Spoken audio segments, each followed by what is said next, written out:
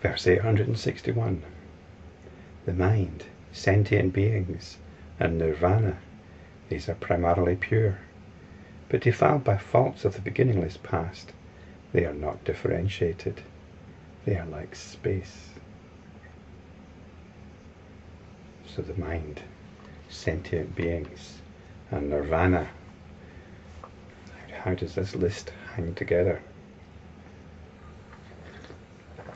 Well, the mind here, mind with a small m, is the discriminating mind.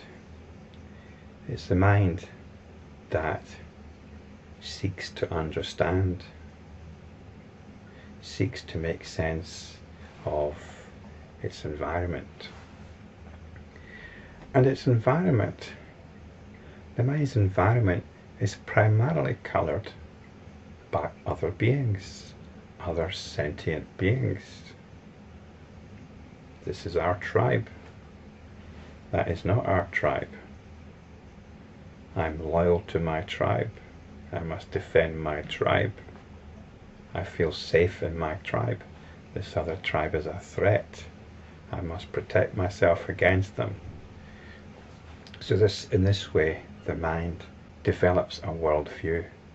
Okay, I'm putting in crude terms there, but this is what we're doing all the time. My relatives, my family, my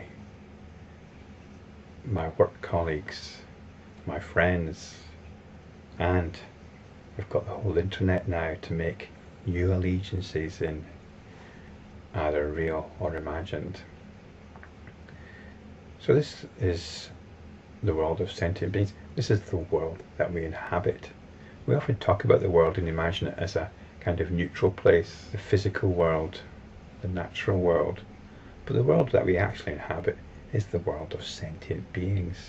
This is what colours our worldview, our tribal allegiances, our self-image. Our tribal allegiances fuel a certain self-image, and there's a sort of relationship going on there. So really, when we talk about the world, it's probably good to start thinking of it in terms of sentient beings rather than as the physical, natural world, because the world of sentient beings is the reality that we inhabit. And if we're of what might be described as a spiritual disposition, we might be looking for something more, something beyond these tribal allegiances, something represented by the term Nirvana. So this is our quest, and we might start practicing certain techniques in order to realize the goal of our spiritual quest. So this is the situation many of us might find ourselves in, or we might have been in this situation. If you've ever been a spiritual seeker, then this is it. You're looking for something that your tribal allegiances, that society, isn't providing. The point seems to be being missed somehow. And you hear about something called Nirvana. I mean, it might be heaven, depending on the context, heaven or paradise or something like that. But we'll just stick with Nirvana for the time being. But what we're told is these are primarily pure. They're actually indistinguishable. This discriminating mind, the sentient beings it discriminates, and they escape from that particular dynamic, Nirvana, they're all primarily pure. And we're told they're defiled by faults of the beginningless past. But before I look at that, let's just see in what sense these three things are primarily pure. You might think, well, Nirvana, of course that's pure. But minds and sentient beings, this is what's causing the confusion of our ignorance. How can that be pure? Well, as I say, the mind here is the discriminating mind. But there's also the mind the word manas is used, which can choose to get involved in this or not. The manas can turn towards this world of discrimination and sentient beings and spiritual seeking, or it can turn to its own awareness. It can turn to liberation, in fact. And when it does this, it means it is not interested in any particular aspect of what is going on out there. It's not interested in this game of defining a self with relation to other sentient beings.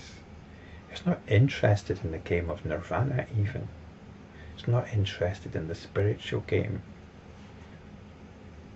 Because we have the possibility of looking at what is happening here, which is about the attention focusing on self, focusing on feelings, focusing on other beings that fuel these feelings, fuel certain sensibilities.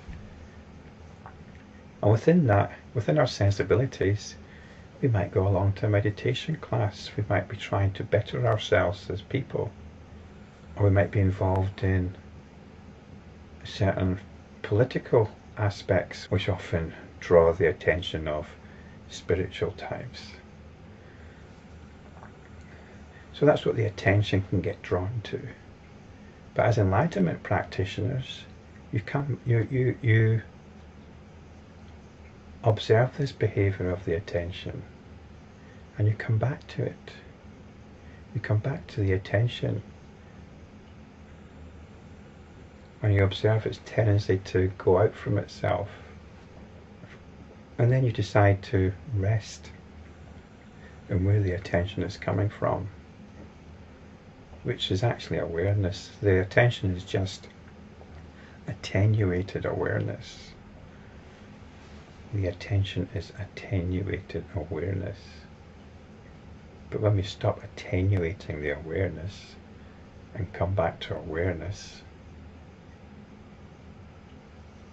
we can be at peace. We can be at peace.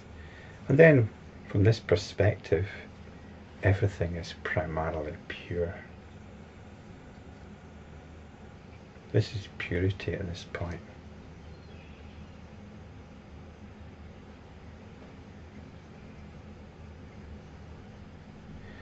And we're told that these things have been defiled by faults of the beginningless past. Well, there is no beginningless past. This is just a way of expressing that the attention, the mind, the small mind, has got a certain momentum. There's a tendency. And this tendency is inherent in consciousness itself. That's why we can talk of the beginningless past, because it's not a point far back in time. It's a point that has no ultimate cause, because it's just consciousness doing its thing. This is the alaya vijnana, with its massive creative potential expressing itself. And when it does this, it limits itself.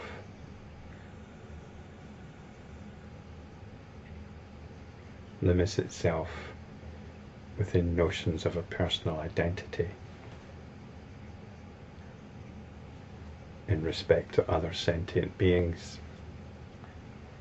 And when you're an enlightenment practitioner, this is what you've got to work with. You've got to work with this momentum, this tendency of the attention to go out from itself, this tendency for awareness to attenuate itself.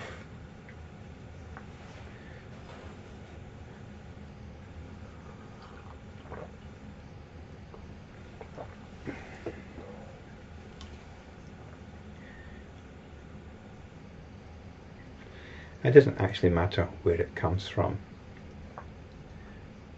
what reasons we might ascribe to it.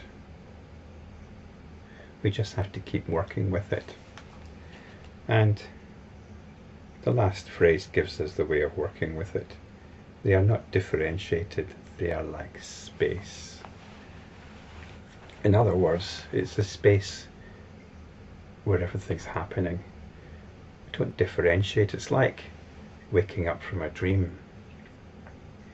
In the dream there's lots of things happening, but when you wake up from it, you just say it was a dream. In other words, everything in that, everything that you experienced, all the sentient beings that you interacted with, all notions that you had of yourself, they were all dream.